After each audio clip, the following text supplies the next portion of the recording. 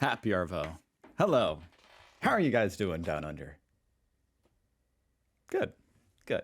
Good to hear. Today I'm reacting to this video because I'm an ignorant fool. The 101 on how Parliament works. I'm hoping we're talking about the Australian Parliament. Considering it's ABC News Australia. Maybe this is trying to teach Australians how the Parliament works in India. I don't know. But I'm hoping it's the Australian Parliament. I guess it's a vertical video, so we'll do one of these. Boom. And let's go. Goddamn bloody adult! What the hell? I did not need to hear that first thing in the morning. This is coal. Don't be afraid. Don't be scared. The Houses of Parliament are where life-changing laws are passed. Oh, man. And they're home to a bit of drama. They look so much more entertaining than an American Congress. So boring. The system can be a little Idiots. bit complicated, but it affects your life in a really massive way. So how does it do that? I need to know overall, I just need to know more about how the Australian government works. So I can, when things happen, I'm not just like, oh yeah, interesting. There are two houses. So let's start from the bottom and work our way up. The House of Representatives is imaginatively called the lower house. The lower house. The lower house is important because it decides That makes sense because it's down under. It's the lower house. No, I don't get it. Why is it the lower house? who's in government. So basically, who's in power. It's where history is made. And where politicians wheel and deal so their party can run the country. How good is this? Everyone's learning. This is great. Wait, what? And in the lower house, you'll find two of the most powerful people in the country, the opposition leader and the Prime Minister. The Prime Minister is... The Prime Minister is in the lower house. basically Parliament's top dog. They get to choose who becomes a minister, so who's making really high-level decisions about things like the environment, tax, welfare and defence. But most importantly, they set their government's agenda and what their priorities are. The opposition leader is essentially the wannabe Prime Minister. They lead the party that lost the last election. You know what? I'm going to have to go even back, like even dumber than this, because I have way too many questions. Like we're diving into things. It's like, okay, hold on. The Prime Minister is, you guys elect a party, and then whoever is the Prime Minister of that party or whatever just becomes the PM. You guys don't directly elect the Prime Minister? Is that right? While the Prime Minister and the opposition leader are leaders of their parties, we don't actually select them. Wow. They're selected by their party. I see. So you guys elect the party, and then the party elects them. I mean, we do have the Electoral College here in America, but that's basically a joke. It's not like this, where, like, the Electoral College pretty much, well, I was going to say it doesn't even need to be there, but if it wasn't there, we would literally have had a different president. Because, like, Donald Trump lost the popular vote, for example. Anyway.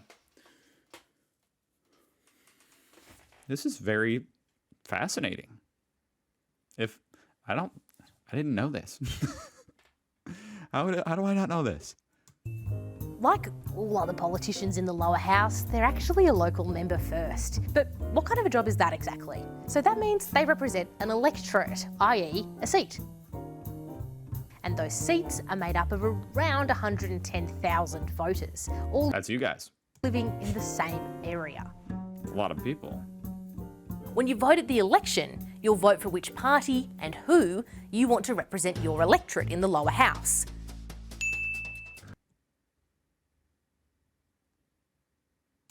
The lower house is made up of 151 seats, one for each electorate in the country. Sometimes a party can get over the line and win a majority of those 151 seats. Okay, hold on. All right, this is what I was thinking. Like, if there's 151 seats and they each represent an electorate of 110,000 people, then why doesn't 151 times 110,000? This is not the population of Australia. This is much bigger. Wait. I was reading this wrong. This is 16 million. The population of Australia is what, like 30 million? 25 million. Okay, so it's closer than I thought. My computer just ran out of space, so it paused my recording. Anyway, yeah, I guess that's not too far off, but there must be some electorates that represent more people and less people. Sometimes a party can get over the line and win a majority of those 151 seats. Quick maths, that's 76. But sometimes they need to band with another party to get there. Right. Because there's more than just two parties. Unlike America. Imagine that. More than just two choices between two idiots. Imagine having that choice to get to choose between more than just two idiots. And that's called... It must be nice. Being in a coalition. The most famous one is between the two biggest conservative parties, the Liberals and the Nationals. Now, okay, see, now this is meant to fool me. Because obviously here in America, liberals are Democrats for the most part. Now, back in the day, liberal was more conservative. So you do have people now who are like, call themselves classic liberals, and they're conservative. And that's more like what we're talking about here in Australia. These are liberals, like, okay, freedom-loving, conservative. I say freedom-loving because their name's liberal. I don't want anyone to get the wrong idea. What the heck? Now I ran out of battery. What is going on? Okay, I'm back. Let's continue. They've been together for more than 75 Coalitions. years. Having a majority makes it a lot easier to get bills through. I don't know why we call them bills and not just draft laws. That would make much more sense. Bills become laws, which literally affect us every... Okay, this music is driving me crazy. Like, I literally feel like I'm going crazy. I almost didn't even realize there was music. I just thought I was going crazy. But it's the music. Bills. Bills are just draft laws. Got it. Draft laws. That would make much more sense. Bills become laws, which literally affect us every single day if they make it through both houses of Parliament. So, let's level up to the Senate. Yay! Senate. Okay. So in a way, it's similar to our system with the Congress and the Senate, two houses of Parliament. Go ahead. The Senate is the upper house of Parliament, designed to be a house of review. Basically, designed to keep the government in check. It can amend or change the bills from the lower house. It can change them. Then does it need to go back? Just like in the lower house, it's a lot easier to get your bills through and on their way to becoming law if you have a majority. The thing is, though, that hardly ever happens in the Senate. But that's kind of the point. The whole idea of the Senate is that the... It's interesting because here in America, with the two-party system, you know, it happens all the time. Like there's parties in power all the time that are majority Congress, majority Senate, and the president.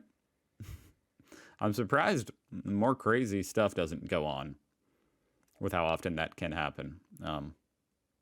Luckily, I mean, I think it's a good thing. Like, you shouldn't just be able to come into power and change everything.